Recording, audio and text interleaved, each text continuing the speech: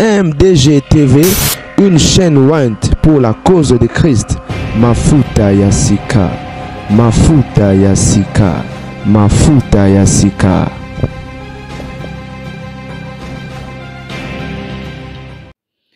Mbote bandi MDG TV Mafuta Yasika nzala mona papa mbolela ngai bino kana katra ya actualité la famille to elisusu lelo poto solo la mifa. Vous vous souvenez, vous vous rappelez il y a quelques jours passés to meke ko solo la likambo ya Pastor Wata, oh ex mama pasteur moi si na ya ko finga ye afingi na ba camarade ya pasteur et moko ya ba camarade ya mobile na ye to pe ex na ye Elwanga Odon les messagers oh bato bele ba yebi. Là vous pouvez voir les messagers en larmes ba pisinga mère Elwanga plaira abi ko sa boyete après tout c'est un homme de Dieu babi mère triste.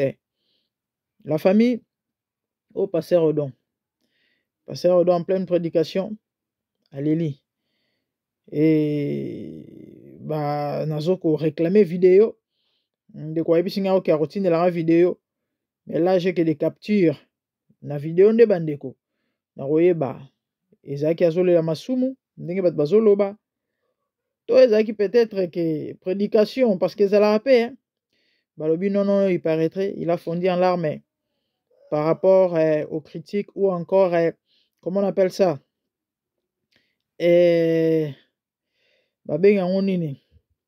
Persécution.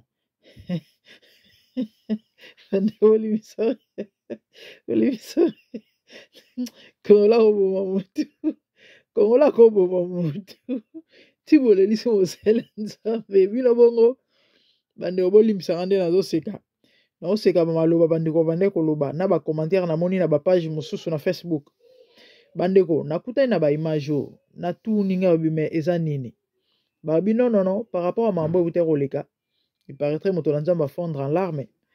Comment est-ce que ba outrage ba mabanga ndenge zalaka mambo bon personnellement c'est vrai na bi Odon de prêter na bi na musika koyoka yende na yoka des fois.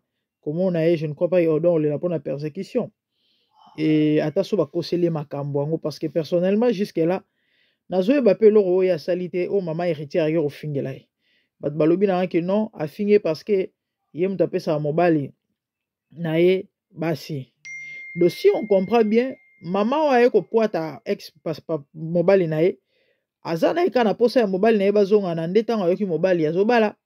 Et puis c'est kandarage avec le babilobe là oui parce que a kofinga Odon po Odon asali nini so eza po Odon zo pesa mobali basi soi-disant sikoye e ko sale pasi na nini par rapport au ba déclaration na donc c'est clair que il y a un souci bandeko na banzalaki tellement busy na pesa bino ke fallait na la bino dossier ya moto moko o atangami na makambo wana. Alors après mission si tout va bien kaka lelo na kokotsa miniature moko oyo na oyo batie bilongi ya bato nyonso miniature wana ngate mona sali yango j'ai aussi vu ça et miniature wana ngate mona sali menga pe na moni yango esalamaki déjà batie bilongi ya bato tout oyo batanga mai na kata makambo yango et chacun aza na dossier donc du coup kosala émission ya moto moko erolianga nazoyola bino miniature wana na expliquer bino oto yoki pe oto yebi par rapport ya bandeko wana biso ozaka pona opesa conseil parce que il s'agit de l'église et kombo ya tata nde mutu ezako fingama bandeko. Alors balobi Elwanga plaira balobi rapport ba makelelo ezo tambola il a eu mal il a fondu en larmes comme on a que gratuitement bazako taxer pe bazako fingaye. Bon c'est un être humain c'est vrai il est homme de Dieu oui mais aza mutu lokola ngana yo ana maina makila so il est kambo et ça l'est pas c'est normal il faut à s'inquiéter mais bon kolela likola cher parce que ba fingi yo pour un homme de Dieu bien on moni na exige que ba pia vidéo on a confirmé. Bon, c'est vrai, il y a cas et cas, il y a réalité, mais bon, tout ce qu'on peut dire, c'est que courage à lui.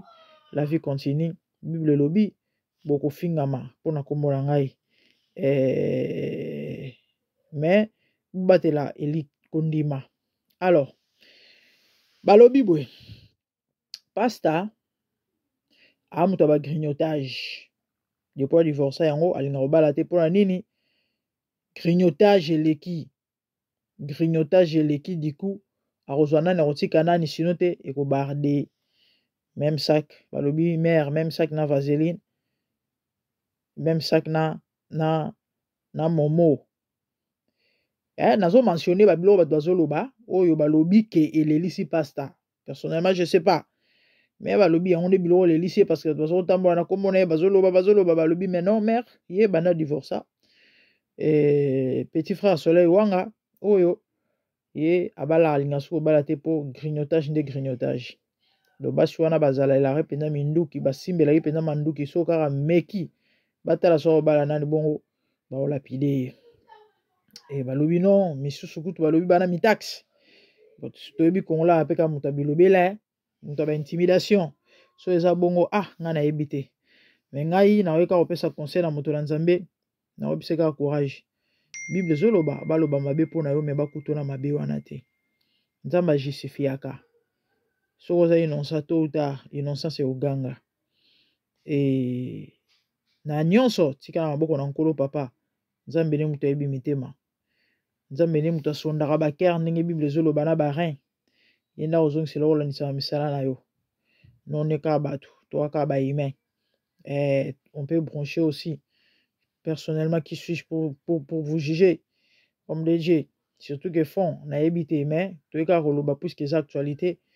Et l'obami et tiami na ba réseau bato ba moni ndenge moto na Nzamba azolela et du coup misusu peut-être ba ko interpréter ba ndenge na bango biso to ka koloba o toyoki et voilà donc c'est un peu ça. Donc je vais profiter pour dire na bana na Nzambe misusu ke nzela o eza nzela ya banzube eza nzela ya mabanga eza nzela ya makambo ebele donc soki persécution passe eleki mafinga gratuitement zonga epa na tata o abenga yo yene mutu ayebi akozwa charge soin na yo to pe charge na yo ayebi akozustifie yo pe ozongisela bayeba koloba mabe to kosala mabe par na bango et voilà c'est ça donc oyo toyoki eza yango wana kanta kobala bandeko et nayebi ke les jeunes il est encore jeune donc je ne crois pas que Ordon a 50 ans non pas du tout bola na mandefa pembete et Ordon il faut azala bon à la vie à Mike à la vie à Mike mais bah fin c'est recette à mukolote azana melenge oui c'est vrai il est divorcé mais bon le divorce c'est assuré comme aucun moitié même chez les hommes de Dieu comment nango est fréquent des fois divorcé 3 fois pasta wata iwanati 3 fois déjà yango à Bali donc toya suna dossier à pasta wata ko expliquer pourquoi maman pasteur ayaki na ba réelle vérité wana oyo et ningisaki to ala to expliquer bino lisusu parce que ye moko pe ndeko wana ye koloba makambo aza na ba dossier donc quant au pasteur peut-être Nzambe a confirmé te to amoni nanu mwasi abala te ko proposer za libala te aza moto akoki ko proposer et soki simbi te bon ko grignoter nde peut-être pas mais bon boa pe na preuve à grignotage en hauteur et voilà donc mokili loba kaka personnellement naza ko confirmer te naza ko boya pété sinon vérité ka Nzambe moto ayebi na bakolo makambo bao ba grignota soki ya solo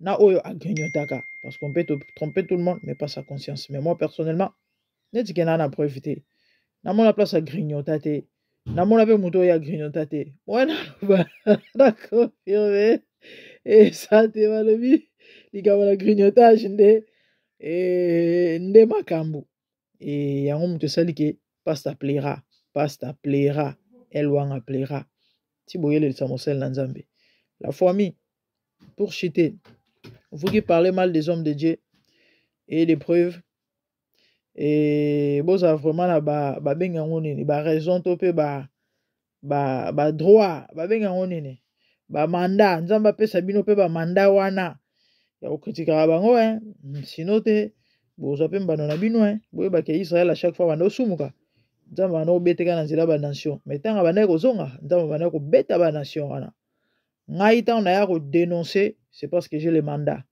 et babilo na lobaka te parce que na yoki parce que na ba confirmation eza na molimo eza na nzoto. Donc quand je dis que tel est faux, c'est pour préserver les âmes. Dire aux âmes, faites très attention, nous vivons les temps de la fin. Et voilà, c'était ça pour aujourd'hui. Que le Seigneur vous bénisse. Abonnez-vous massivement sur MDG TV Mafuta, c'est comment c'est la grande dame.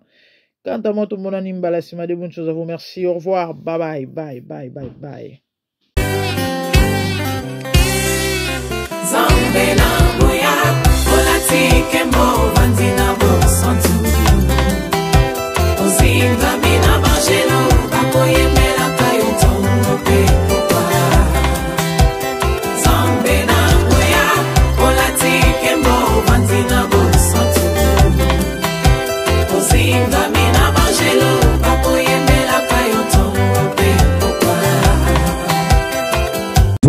MDG TV, une chaîne Went pour la cause de Christ.